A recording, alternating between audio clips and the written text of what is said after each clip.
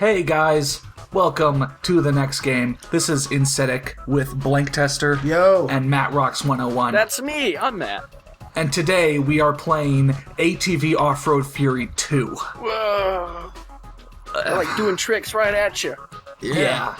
ATV Offroad Fury was a series for, the PS2, Xbox, maybe GameCube, by Rainbow Studios.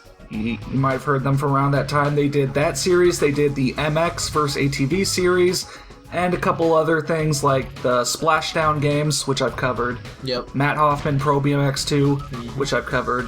Motocross Madness 1 and 2, which I have not looked at, but then a smattering of other stuff. So They were pretty much in this ATV motorcycle crowd. Yeah, and they had like ATV versus motocross, something I remember I played on my PS2. There was a demo for it in Tony Hawk's Underground 1. Yeah. Anyway, so of the Off-Road Fury games, I played 2 as a kid. I played number 2, that is. And I think number 2 is the most well-known of them all. I think it might be a greatest hits. They went up to ATV Offroad Fury 4 and added more features in, but I think it was just kind of, too much of a similar game to really, get a huge increase in the fan base. So for this game, each video I'll be picking a different championship. Like I might be picking amateur nationals, and the next time doing pro nationals. Okay. And then the third video I'd be doing amateur something else. So now I'm setting up a character like a lot of games, you can change his skin around quite a bit with all the different brands and such. Right. You reaching for something? No, I was gonna say, I saw you could pick an ATV, and it seemed like all of them had not better or worse stats, but just different stats. How does that affect it? Yeah. That's something they do that's kind of different. It's not like you have a bunch of stats that go from 0 to 10. You have 3 specific things. You have engine, traction, and suspension. And you can go from focusing on top speed or acceleration on the engine instead of... so you can actually change how, within you can tweak it looks like. within that white bar. Yeah, within that white... That's pretty cool. It's not like any certain ATV just has worse stats than the other. It's tuned in a different way. It might have, be on the left side of traction and be looser naturally. Which means, honestly, to me, I don't see the need to try to unlock better ATVs, because I don't think there are better ATVs. I think just different ones. In the default ones, I can probably find what I'm looking for. Though I'm kind of that person where in the small amount they let you change each ATV, I can't tell the difference between being on the left versus being on the right. I'd need to pick a completely different one that is completely different, tuning. So although there's different ATVs for you to choose from, and you can tweak the settings of each one, you really don't tweak the settings. I can't tell. You personally don't. I personally can't tell the difference in fine-tuning one or the other. So in this first video, I'll be doing amateur nationals. What are nationals? Nationals seem to be shorter courses along a predetermined track, sort of in between the the shortest courses and the longer endurance ones. These are kind of the medium length ones. Okay. Of course, this first one is short enough, the very first track, to be, you can just do a lap in 30 seconds. Luigi Kart or whatever. Yeah. So is this game this muddy looking when you're playing it, or is that just you recording? I walked in on him playing, and yes. Okay, this game doesn't look like its graphics have aged very well. Yeah. No, not really. When was this game released again? 2001 or 2002, around there.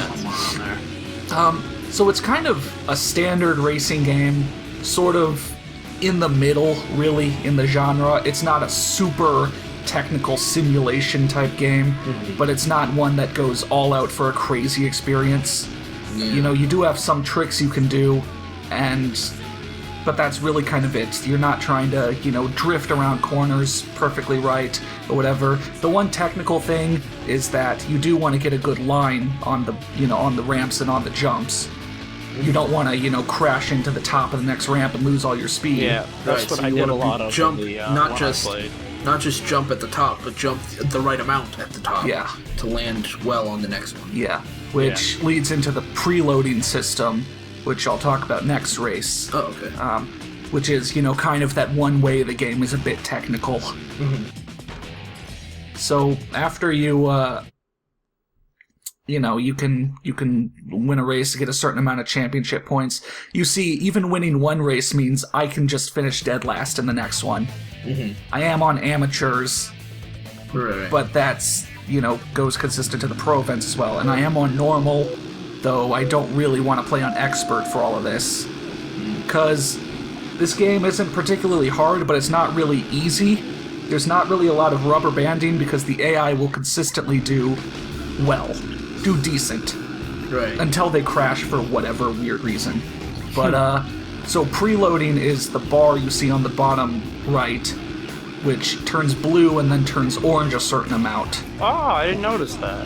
What you're doing is kind of, when it's turning blue, it's because you're, winding back, getting ready for the jump. And then the amount it turned orange is the amount you kind of lunge forward. How's that controlled? Left thumbstick or D-pad. So you hold back before the jump, and then you hold forward on it. Is left and right on the... Can you use the thumbstick to steer as well? Turn, yeah. I feel like that would get weird. Yeah, kind of. It's really hard to preload right after a turn. I also feel like it would be easier to just use the D-pad. Well, maybe not, because how does it judge how much of a jump you give yourself if you use the D-pad? I think with the thumbstick they can do it with the ferocity of you. Yeah. Flicking the thumbstick, but I don't know with the D-pad, because the amount that turns orange is how fast, how kind of, the ferocity of you holding forward. So if you just slam it forward, you're gonna have get a lot of preloading, but you just kind of lightly push it forward, and that's not, you're not jumping at all. That's odd. So these first couple races are short enough that I'm showing all of the laps, but the next couple races I'll be changing it up, and the rest of the game I'll be changing it up in that I will always show the first lap not sped up through completion, but afterwards I'll show kind of the highlights of the race. Okay. Because these races do eventually get, up to 10 minutes long or so, and I don't want to have, 20 videos for this game, but I don't want the videos to be an hour long. One of the things, you showed me the booklet before we recorded this, and one of the things you pointed out to... Wow, that was beautiful. Yeah. One of the things you pointed out to me was that in the booklet it says that if you land on the moguls wrong and you lose your speed, what you should do is pull up to the top of the next little mogul, and then come to a complete stop before before moving on. Yeah. To reset your flow, basically, and I don't know why that would ever be a good idea. Yeah. Because these guys don't stop. Yeah. Even the AI doesn't do that. I mean, let's ask our fellow resident commentator, Matrox. Hey, Matrox. That's me. When in a racing game should you ever stop going forward? If there's a referee coming up to you and telling you that the race has been canceled and you need to stop.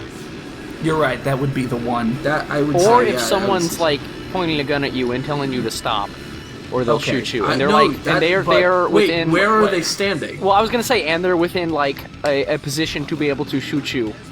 Well, no, I mean if they're in front of you, I'd say gun it. Well, yeah, I mean, but if they're behind you and I didn't mean that as a pun, but yeah. That's when I would stop in a race. Otherwise, I wouldn't, because that would be dumb. It's a race. Yeah. So, that highlight right there, this highlight is showing me kind of messing my line completely up. In the first lap, I sort of accidentally did it right, and now here I'm just crashing against every jump.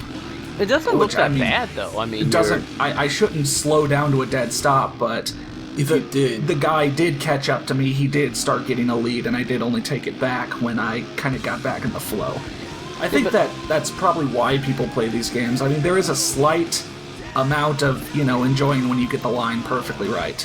And it's really frustrating when you don't, because whenever I played these kind of games, I couldn't seem to get it right, because I didn't know what I was doing, and it just was really irritating. Yeah. I mean, because otherwise... he got ran over, dead. too. Yeah. Rip in peace. Otherwise, lap 1 isn't any different than lap 3, which isn't any different than lap 5. That's what I was going to say. These kind of games seem like they get kind of repetitive. Yeah. Wow, I he guess killed you just- again. He just drove all over your face. Because unlike, say, that, not Hill Bike Boredom, the other mountain bike game you played, I can't think of the name of. Downhill Domination. Because unlike something like Downhill Domination, like, the scenery never changes, so, like, Yeah. you know, Yeah. as long as you can get... And, I mean, there's not sort of anything special or anything like powers or anything, so as long as you can, you know, stay in one place, it's all going to look the same. It doesn't seem like there are any shortcuts either, so, Yeah. you know, you couldn't do something like in, was it Freak Style, where you'd go one lap and then you could show off different shortcuts between different tracks. You can't do that in this game, because it's 5 laps, which I think seems like a lot of laps. Yeah. These events are, yeah. But, you know, you got 5 laps and they're the same. Basically.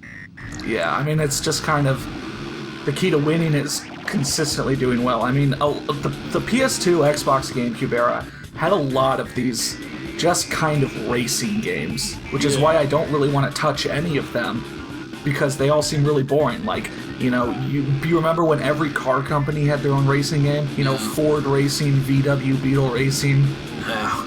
I mean, it's super easy to make tracks and then have the player hold X and just turn their guy around, you know, Now, move their guy around turns. how profitable were these at the time? Were they like... ATV Offroad Fury 2, I think, is the greatest seller, and Rainbow Studios, you know, stayed alive while they made these in the MX Dang games. it, I was gonna say, if these were still profitable, Bob, me and you could have made our own racing game. We'll just make a track in like 5 minutes and have the person have to hold space. Why don't we just make it in Beyond? You know?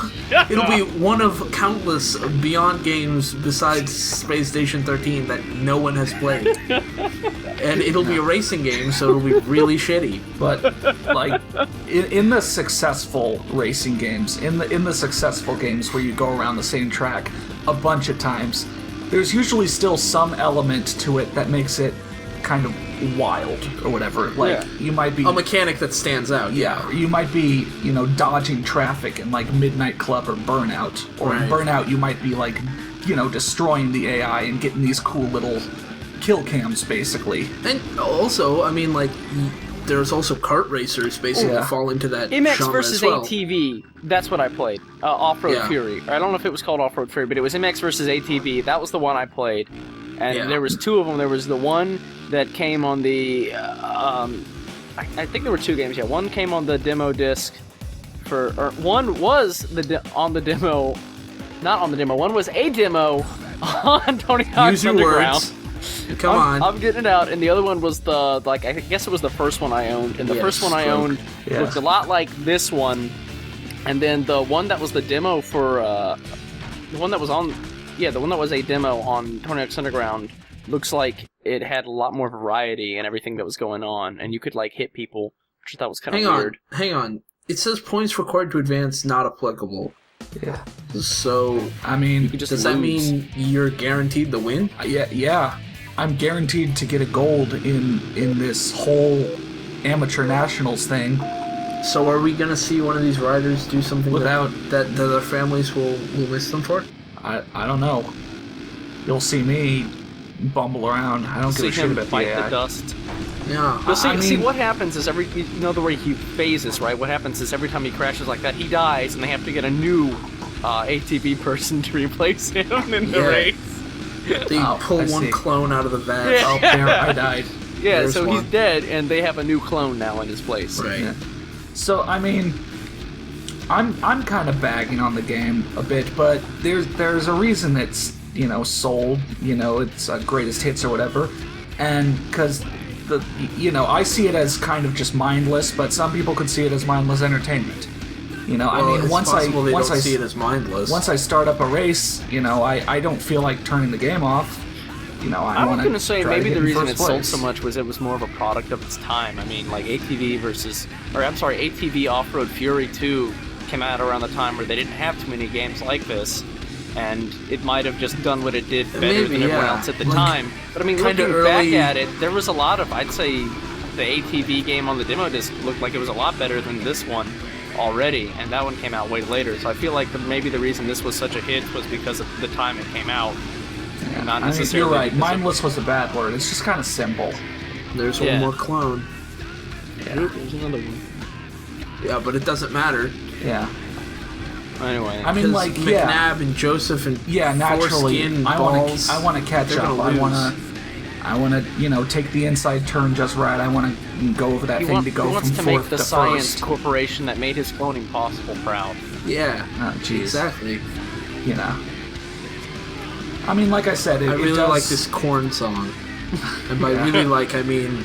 It's a Korn song. It's a Korn song. I feel like stuff like Korn music doesn't really feel like it has much of a place in these kind of games like this. I mean, even the ATV game I had felt like it had like really like hard music for doing really soft things, if you know what I'm saying. Actually, I was talking to Aesthetic before we recorded before now about this, as opposed to after now. I was talking to him before about how I don't know what music goes with ATVs, because maybe it feels really fast while you're driving an ATV, but if you're driving a car, you're going a lot faster in races, and if you're riding like a skateboard, you have very little control, like direct control over the direction it goes and the speed it goes, but with an ATV, you've got brake and gas, and it's like a motorized thing, but it's still not going as fast as a race car or like a motorcycle. Here's the tip you were talking about. Oh, yeah. Come to a complete stop on top of the hill before continuing. Yeah, no. But I mean, like, no.